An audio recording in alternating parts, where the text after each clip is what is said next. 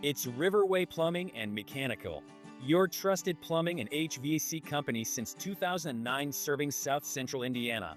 Your sewer line is one of the most expensive things to replace in your home, and most people have no idea there's a problem until it's already a disaster.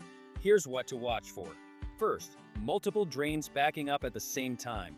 If your toilet gurgles when you run the sink or your bathtub fills up when you flush, that's not a coincidence. That's your main sewer line screaming for help. Second, slow drains throughout the house. One slow drain? Probably a clog. Slow drains everywhere? That's a main line issue. Don't keep plunging and hoping for the best. Third, foul odors coming from your drains or yard. Sewer gas should never be making its way into your home.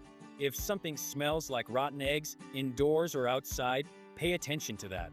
Fourth, soggy patches or unusually green grass in your yard, especially in a line from your house to the street. A broken sewer line leaking underground is basically fertilizing your lawn, which isn't nice. And fifth, foundation cracks or settling. Ongoing leaks underground can erode the soil under your foundation. If you're seeing any of these signs, don't wait. The longer you ignore a sewer line problem, the worse and more expensive it gets.